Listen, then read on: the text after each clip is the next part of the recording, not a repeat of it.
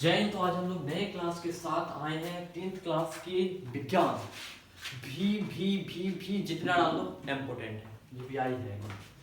ये 3-4 सवाल आपको है प्रकाश के चैप्टर से। बस 4 सवाल अगर आप बन जाएगा, आपसे बना ले रहे हो या समझ लो अच्छे से, सारे चैप्टर का कवर हो जाएगा इसमें। चलिए सॉल्व करते हैं। सबसे पहले गोलीय दर्पण क्या होता है आप हमको कमेंट में बताना, और वक्रता त्रिज्या क्या होता है इसका आंसर बताना। सबसे पहले बताओ हम इसको क्या कर सकते हैं। आपको एक फॉर्मूला याद होगा, फोकस बराबर क्या होता है, वक्रता त्रिज्या बटा में 2 होता है ना, होता है। वही फॉर्मूला का यूज करेंगे। देखो फोकस दूरी बराबर क्या होता है, वक्रता त्रिज्या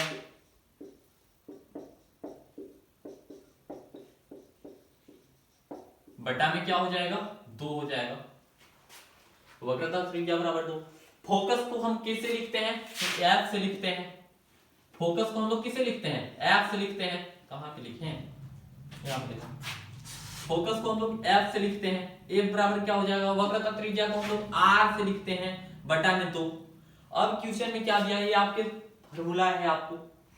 बस अब आपको क्या दिया है इसमें निकालने के लिए, गोलीय दर्पण की फोकस दूरी एफ और वक्रता त्रिज्या आर में संबंध लिखें। तो बस संबंध लिख दिया मैंने।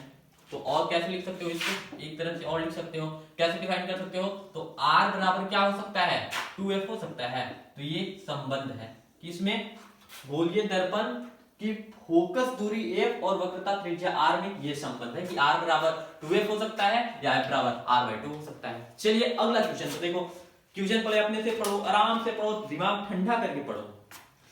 एक गोलीय दर्पण की वक्रता त्रिज्या वेरी एग्जाम में मिलेगा। वक्रता त्रिज्या ज्ञात कीजिए जिसकी फोकस दूरी 20 सेंटीमीटर है। अब आपसे डायरेक्ट एकदम आसान है, फोकस दूरी 20 सेंटीमीटर पूछ दिया है। फोकस दूरी 20 सेंटीमीटर मतलब ए बराबर कितना होगा, 20 सेंटीमीटर। डायरेक्ट भी आप लिख सकते हो,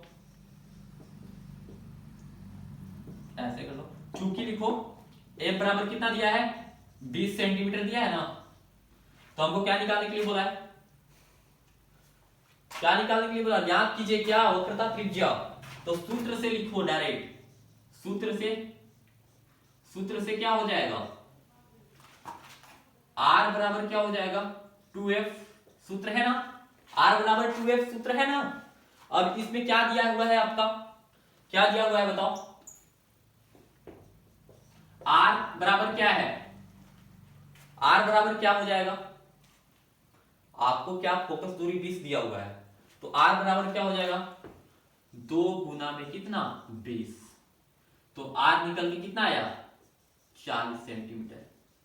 आंसर जान पड़ा नहीं है सवाल में, आराम से देखो, वीवीआई पूरा जरूरी है ये। अगर बन नहीं रहा है आपसे तो दिक्कत की बात है। अगला क्वेश्चन देखिए, एक उत्तल दर्पण की फोकस दूरी ज्ञात कीजिए। उत्तल दर्पण और अवतल दर्पण आपको पता होगा, पढ़े हो चैप्टर ना, तो अब तो एग्जाम टाइम आ गया।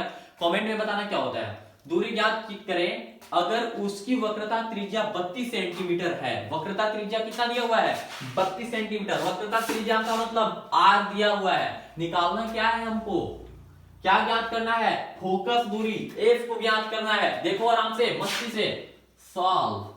इसको 2-3 तरह से निकाल के दिखाएंगे भी, लेकिन लंबा हो जाता है वीडियो ना, तो दिक्कत होता है। चलो देखो, फोकस दूरी क्या है, फोकस दूरी बराबर क्या लिख सकते हैं, वक्रता त्रिज्या लिख सकते हैं।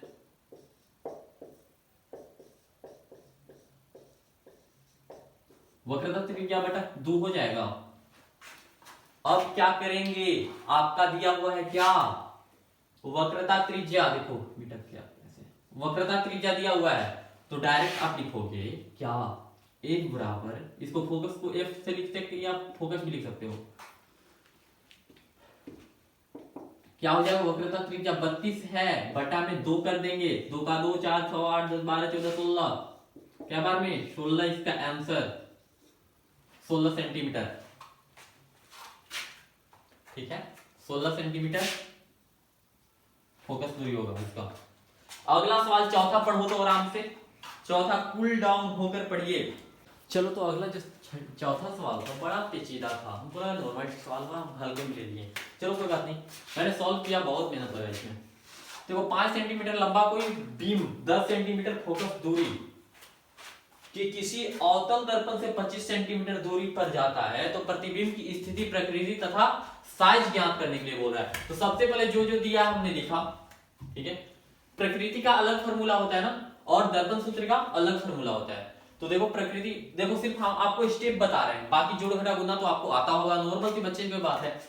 तो देखो प्रकृति दर्पण सूत्र क्या होता है, 1/v प्लस 1/u बराबर में क्या होगा, बराबर में 1/f। चलिए तो मैंने फाइंड किया इसको, जैसे जैसे था मैंने फिट कर दिया, सिर्फ जो जहां पे u बराबर कितना था, u बराबर 25 सेंटीमीटर था, 25 सेंटीमीटर लिख दिए, बराबर में 1/10 है, 10 काट दिए वगैरह वगैरह। देख लो आप आराम से शांति से देखो।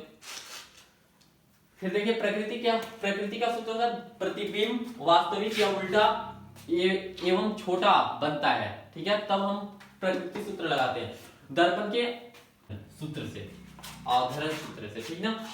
H2 बटा H1 अवधारण बोलते हैं ना, अवधारण।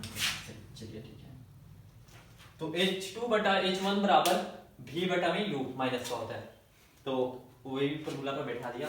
आई होप आपको समझ में आया होगा। थोड़ा सा पेचीदा सवाल है, शायद नहीं पूछता है ऐसे, अगर पूछेगा तो डायरेक्ट 5 नंबर में पूछेगा ना बात। चलिए अगला प्रश्न क्या है, निकट दृष्टि दोष और दूर दृष्टि दोष में अंतर बताना होगा कमेंट में। चलो एक निकट दृष्टि दोष वाला व्यक्ति 1.2 सेंटीमीटर दूरी वस्तुओं को देख सकता है, ठीक है। अब देखो इस दोष को दूर करने के लिए उसे किस क्षमता वाली लेंस की आवश्यकता होगी। तो सबसे पहले आप पढ़े हो इस चैप्टर को, पता होगा आपको, तो हमने डायरेक्ट सॉल्व किया है, नहीं ज्यादा पेचीदा किया, हमको पी निकालना है डायरेक्ट, ठीक है। तो यहाँ f बराबर क्या है, 1.2 सेंटीमीटर दिया हुआ था, तो सूत्र है आपका, ये सूत्र हमेशा याद रखना। कभी भी क्षमता वाले लेंस की बात करेगा ना निकालने के लिए दोष को, तो P बराबर 1/f होता है। चलो देखो, अगर समांतर क्रम और श्रेणी क्रम रहेगा, समांतर क्रम को कैसे जोड़ते हैं, तो 1/r1 plus 1/r2 plus 1/r3 ऐसे जोड़ते हैं। एक सवाल हम आपको दे रहे हैं, सुनना ध्यान से सुनिए। लिखा हुआ है पार्श्व क्रम, जिसको समांतर क्रम भी बोलते हैं ना, जोड़ा जाएगा R1 R2 तथा R3, तो प्रतिरोध की तुल्य प्रतिरोध ज्ञात कीजिए। प्रतिरोध की प्रतिरोध तुल्य ज्ञात करने के लिए बोल रहे हैं ना, आप बताना इसका आंसर। ओम का नियम क्या होता है, ओम का नियम श्रेणी क्रम भी बहुत आसान है, जब समांतर समझ में आ गया तो श्रेणी भी आ जाएगा। श्रेणी क्रम कुछ नहीं है, देखते होगे ना कि इसमें तो समांतर क्रम में कैसे जोड़ता है, कोई भी तार ले जाके। अच्छा कमेंट में बताना कि आप घर में जो बिजली का तार जोड़ते हो समांतर में जोड़ते हो या श्रेणी में जोड़ते हो। इसमें कुछ नहीं करता है, एक बॉल लगा देगा फिर एक और बॉल लगा देगा, फिर एक और बॉल लगा देगा, एक तार एकर में, एक तार एकर में, एक तार एकर में निकाल देगा। लरी वाला लाइट देखे हो ना, वैसा रहता है, वैसा रहता है श्रेणी क्रम ना, भूकिवा बॉल। और जो आप लाइट देख रहे हो मेरे यहाँ बढ़ रहा है, और डायरेक्ट पोल से 2 तार आते हैं, डायरेक्ट दोनों में होता है, और इसमें सिंगल सिंगल में निकाल देता है दोनों का। करने का मतलब ये है कि देखो बल्ब कैसे बनाते हैं विज्ञान में, ऐसे करके ऐसे, हाँ, समांतर क्रम श्रेणी क्रम यह समझो। यदि डायरेक्ट यहाँ पे बैटरी है, सेल जिसको बोलते हैं ना, डायरेक्ट जोड़ा हुआ रहेगा ऐसे। इससे क्वेश्चन बढ़िया पूछता है, हम लोग से छापने के लिए भी फिगर आ जाता है, तो आपको छापने आ रहा होगा, आता होगा ना, वरना कुछ भी नहीं है। बॉल बनाना ऐसे करना, यहाँ पे बैटरी लगा देना, ठीक है, यहाँ पे कुंजी एक लगा देना, ऐसे चेक करना। तो इसको हम लोग समांतर और श्रेणी दोनों अलग अलग कैटेगरी में छापते हैं। देखो इसको पहले समांतर श्रेणी समझो, ऐसे अगर लगाएंगे, ये देखो ये तार इसमें जुड़ा हुआ है, ये वाला तार इसमें लाके ऐसे किया हुआ है, तो ये आपका श्रेणी क्रम होता है। कौन होता है, श्रेणी क्रम। पार्श्व क्रम जोड़ने के लिए अगर बोलेगा तो समांतर क्रम। तो देखो ये बैटरी था ना मेरा, इसको ये बॉल को ऐसे जोड़ेंगे, तो ध्यान से देखो ऐसे जोड़े हैं हम। उसमें श्रेणी क्रम में क्या किए थे, ऐसे दोनों को जोड़ दिए थे, लेकिन ये श्रेणी क्रम है। पार्श्व क्रम अगर जोड़ने के लिए समानांतर जिसको बोलते हैं, उसको जोड़ने के लिए कहेगा तो ई लाइट को हमको लेके जाना पड़ेगा यहीं पे, ठीक है, यहाँ पे, और इसको भी लेके जाना पड़ेगा हमको, साथ में एक होता है यहाँ पे। मतलब बोल सकते हैं समानांतर क्रम में तार की बचत होती है, बर्बादी होती है। और श्रेणी क्रम में क्या होगा, तार की बचत होगी। लेकिन श्रेणी क्रम, एक कम बॉल चल रहा है या एक फ्यूज हो गया तो कोई नहीं भरेगा, समझे। जैसा लरी बॉल में एक उड़ जाएगा तो कोई बर्बाद नहीं करता है। अब तो चला गया, ऐसा होगा नहीं। चलिए आपको शायद समझ में आ रहा होगा। ओम का नियम को हमने बता दिया है। चलो फिजिक्स लगभग खत्म हुआ आज। बाकी चुंबकीय क्षेत्र वगैरह देख लेना आप, विद्युत मोटर भी आपको पढ़ना होगा। अब हम लोग केमिस्ट्री स्टार्ट करेंगे। 2 दिन क्वेश्चन था, बाकी सब ठीक है।